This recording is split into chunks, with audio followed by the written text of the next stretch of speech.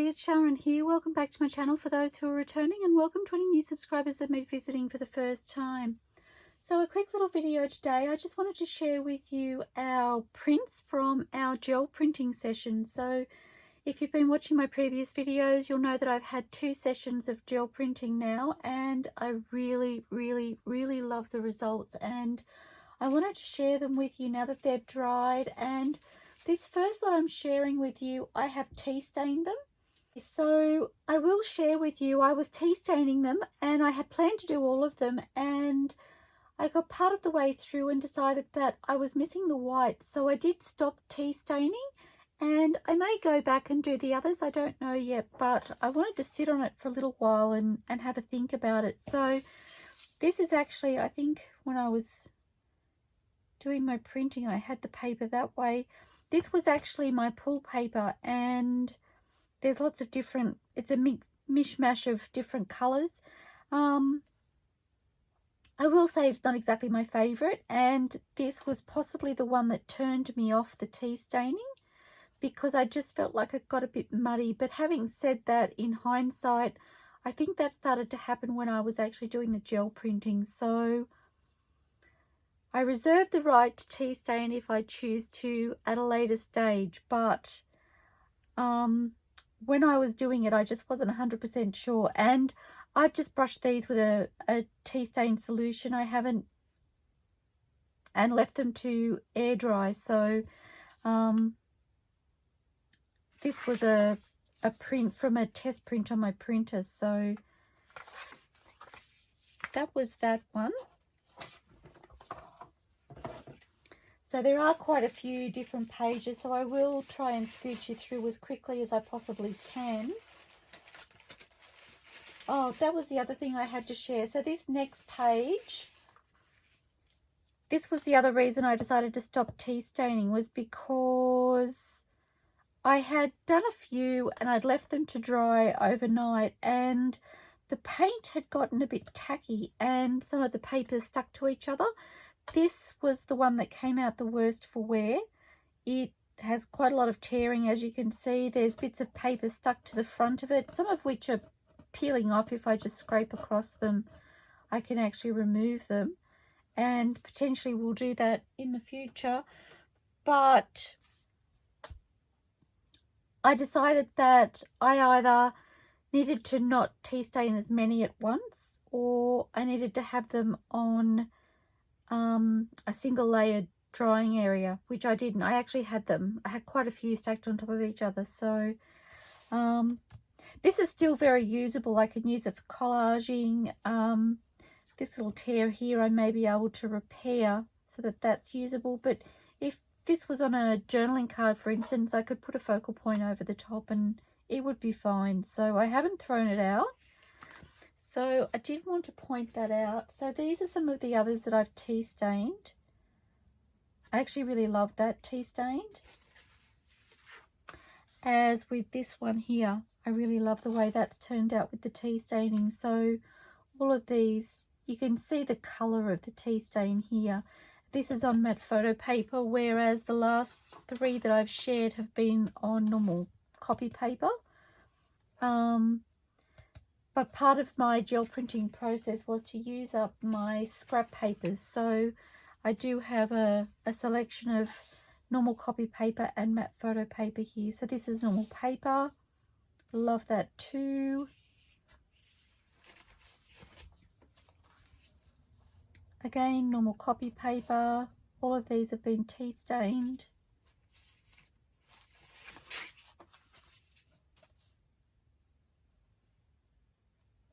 I really love the way they've turned out. Some have got more detail than others. I love the detail in this. Really fun. And that is the last of the larger sheets that have been tea stained. And then I do have these pieces here. So they're, I think this one's paper and this one is matte photo paper. They've both been tea stained. Really love the way they've turned out. You can see that one's been caught. It perhaps was caught on the one that tore, which is an easy fix. Being on the back, you can just cover that in tea stain paper and no one would ever be the wiser. Or it could be cut and used in clusters and that sort of thing. So, okay, and then I have, so this is a cut. I think this was one of my first pulls actually. Again, there's a little bit here that's been stuck. You'll see little pieces of white on some of these, like this one. Again, it will probably peel off if I scratch it off a little bit. Just being careful not to take the paint away. So these have all been tea stained. I'm not sure about that one actually. Oh yes, it has. It's just not terribly noticeable. And there were a couple that didn't necessarily show. And I will just check that I'm in camera. Oh yes, I do have a bit more room over here. Good to know. Okay, so there's those. The orange is very, very bright. So I'm just not sure how I will use those, but you don't know how you will use something until you have it available to use. Again, you can see this one has a little bit of paper stuck on the back, so I did decide to stop with the tea staining. But it's funny because initially when I looked at these, I didn't love them as much as I did before I tea stained them, which was why I decided to stop. But looking at them again now, I actually really like them, so who knows what I'll do. I love the contrast of the more subtle natural tones to that really bright pop of orange.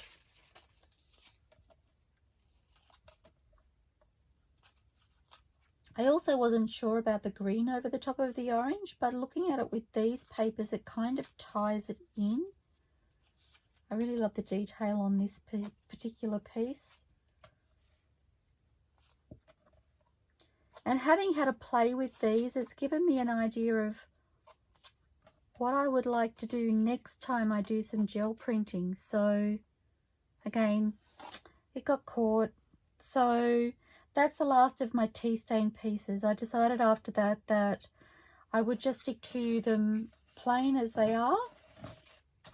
Once I start creating with them, I'll have more of an idea of how I'd like to use them moving forward too. So whether I'd like to stick with the tea stain or leave the tea staining out of the equation. So these are on matte photo paper. And you can see the pinks are quite vibrant on those.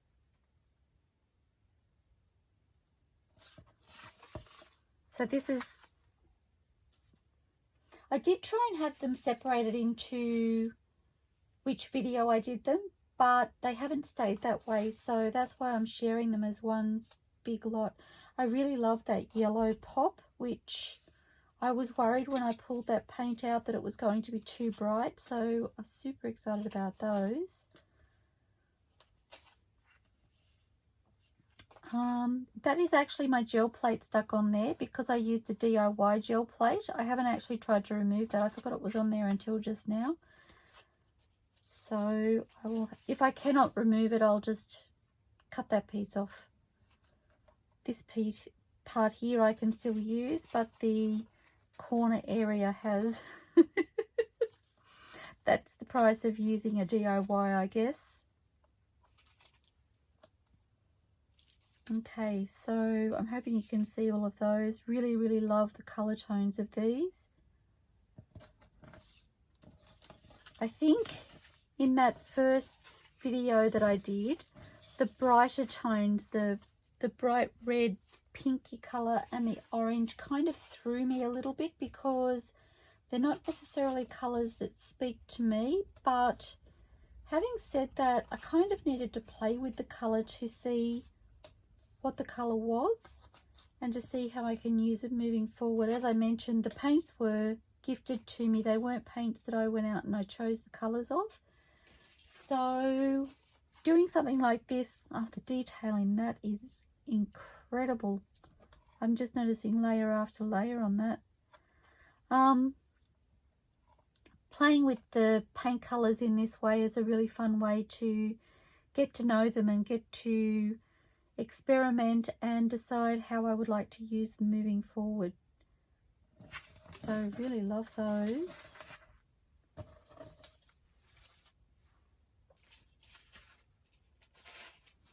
This one is a matte photo paper. I feel like it wants to go that way, but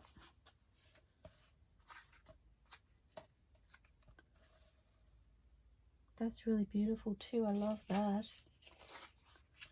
I haven't really looked through these since I made them. I have scanned them, partly because I felt like that would release me when I went to start crafting with them. I wouldn't feel so bad about using them. So, but having said that, I was literally just popping them on my scanner and scanning. I wasn't actually looking at them individually. I love that. There's something really wintry, magical, nightfall. I don't know. I love that. I love that too. It's kind of like a moon with the reflection on the river. That's what that reminds me of. Okay. I love that I can look at these and see things like that. As I've said before, I do like telling stories with my pieces. I love that too, gosh.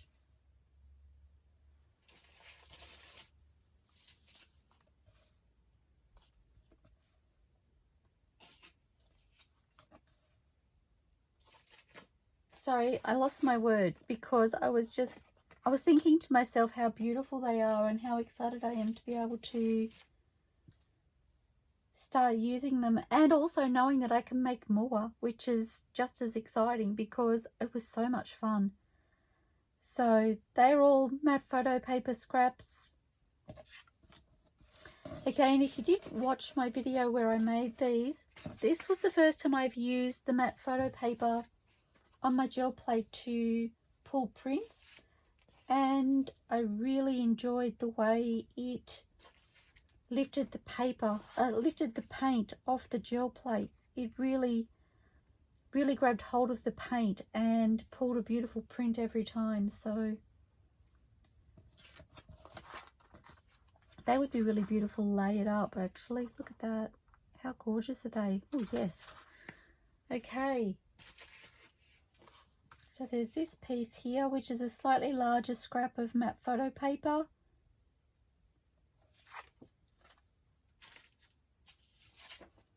And then these are on normal copy paper. I must say this is one of my favourites. I really love this pull. I love the lines, the detail. There's lots of layers in this one.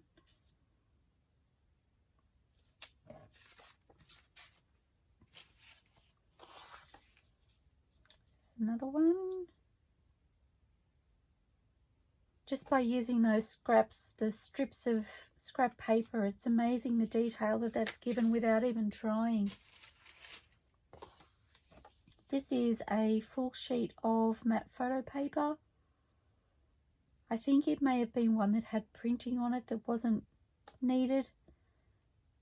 Not very often I have full sheets, but for some reason this was a full sheet. I don't recall now. Love that. Okay, and I think these are all more on the neutral side of things. I don't remember whether these were done in the first or second video.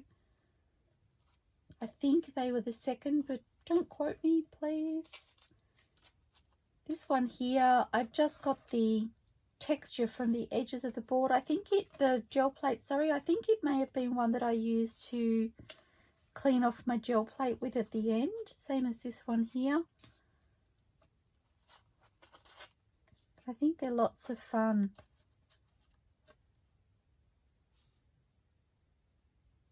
The redder tone, I think, was called Red Earth, and it was a colour I really wasn't sure about, but I love the way it's translated onto the matte photo paper.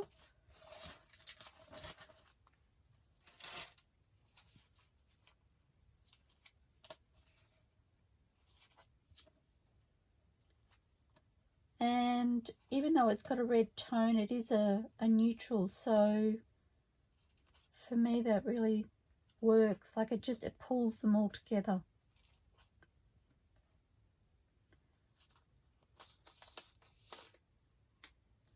I do have a little bit of flakiness on my paints, and I think that's partly as a result of the technique, but it may also be a result of the fact that some of my paints are a little bit drier than others, so because they're a little bit older. I love the grungy detail of these pieces here.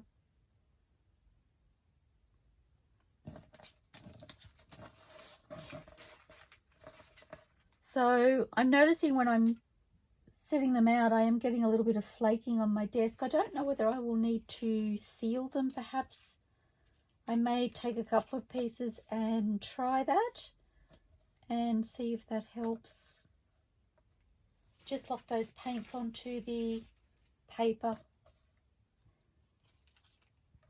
Again with the grungier pieces.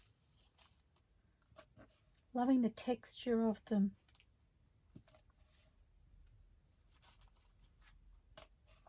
The colours on this, they're jumping out at me. The light is catching them while they're in my hand. So I best put that one out now that I've pointed that out.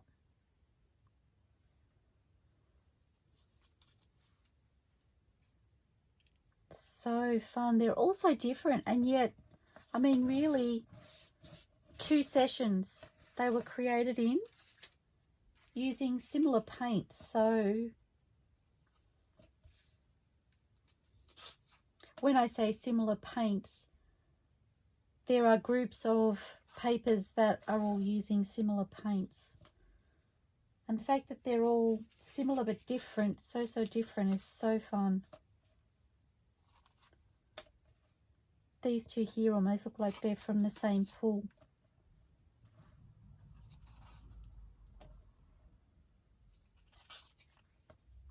Oh my gosh, they just look so beautiful all spread out like that. I love that. It's kind of taking my eye on a journey. I feel like I'm walking through the jungle or the forest or something, and then into the desert.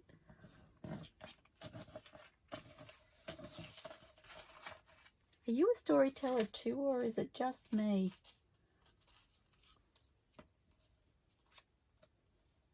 I'm not sure where I'm going with this one. I'm seeing like the bushland into a waterfall, back into the bush.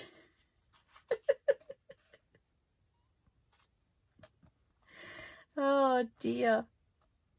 Well, that's a new twist for me. Taking paint strips or painted strips of paper and turning it into a story. I just love those. I really love them. I'm coming up with some little ideas of how I want to use them.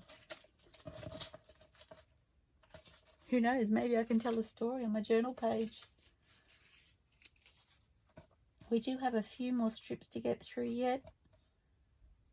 The strips were primarily the reason I went through this process, because I have all of these strips. I've actually been fussy cutting, so I have a whole lot more to use up. So it's been a really fun process for me to be able to use some of those scraps and to have something so beautiful. So they almost look like they're meant to be next to each other. Perhaps they were. Oops. Ah yes, I have a crunchy piece.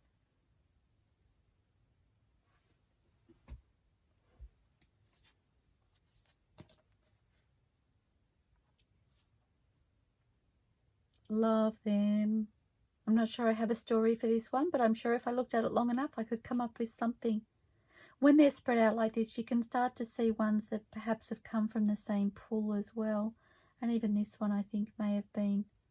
It's funny, actually, just by turning it upside down it looks completely different. Okay. And then I did try a couple of envelopes, which I really love. I've got crunchy pieces of paint on my desk. I'm sorry. Just going to scooch them away. Okay, that's a bit better. So I did have a little play with a couple of envelopes because I wanted to try those on the gel plate. I'm hoping they're in camera. Not too bad. I can scooch up a little bit. That's a little bit better. That one's upside down. So they're the fronts. And I think they're gorgeous. I absolutely love them. I think one of them, this one here, you can see it has postcode boxes on the envelope and they're sort of showing through. This one just ever so slightly. This one here too, if you look at it closely enough. But if I were to decorate these up and put some decorations on them, I could make sure I had ephemera covering that and you would never see them. You would never know. And just for fun, I did do the backs. Really wasn't sure how that would go. I did start to lift the tape off, which I've left on there.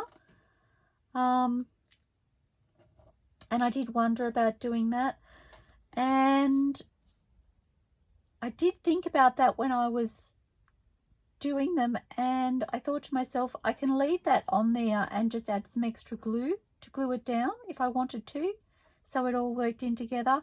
Or I can peel those strips off and use those separately and just cover the top of the envelope with a strip of paper or something like that. So it kind of gave me choices. Wasn't intentional, but I really love it.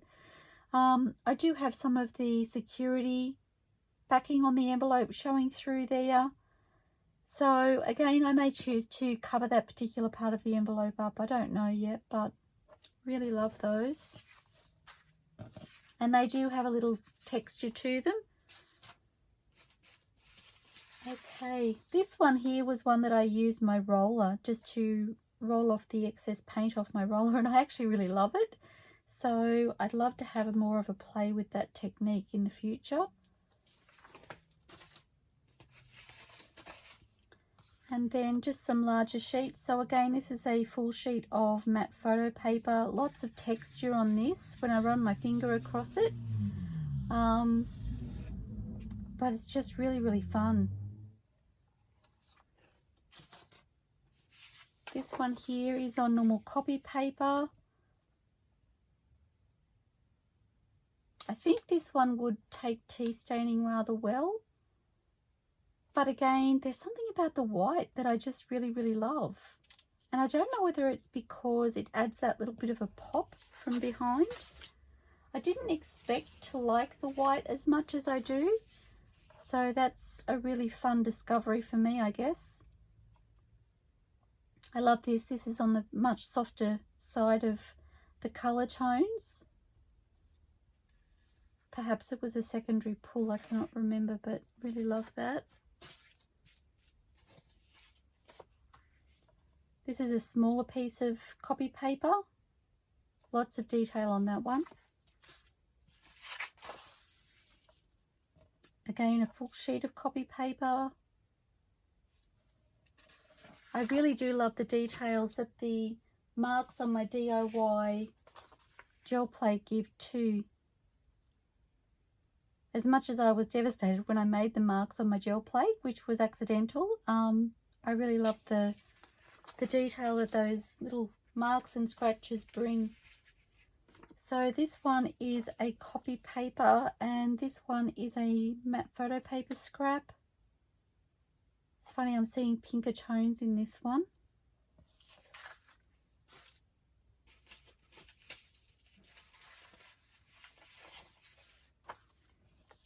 Again, this is another piece of paper that I use to clean off my roller, as is this piece here, and I really love them. Like I said, I really want to have more of a play with that concept in the future. Oh, another envelope. I forgot I did 4. I think that was all I did. Love that. Love the markings on the back of this. Oh, that's right. We did do a larger envelope as well. Forgot I did that as well. Seeing those postmark boxes coming through there again. Sorry, the postcode boxes coming through there again. And again, if I embellish this, I'll just make sure I cover that when I decorate it. So, love, love, love. I was just thinking to myself, the security marks, these security marks in the inside of the envelope, they perhaps would have been less noticeable if I'd have used a blue paint, which I've only just thought about. So this is just a normal copy paper sheet. It's a shorter size. It's got torn edges on both ends. Love that. This one again, love the marks on that. It's a little bit more subtle. I have got a couple of really chunky texture pieces there. If you watch the video, you'll know that a couple of the paints that I used were a little bit older, so there was a little bit of so when it was squeezed out, there were some paint skins that developed on my gel plate as a result. And that is the last one. So I really love the way they've all turned out. I'm excited to have them here so that I can start incorporating some painted pieces into my journals, something that I haven't really played with much in the past. And I think it will bring a new dimension to my journals and my ephemera making. So thank you so much to everybody who's joined me while I've created these and for having a look at my flip through video. I hope you enjoy what you see, and I look forward to seeing you all soon, everybody. Please stay safe, stay inspired, and happy crafting. Don't forget to go out there and experiment. A little bit of playtime is lots of fun. I'll see you all soon. Bye for now.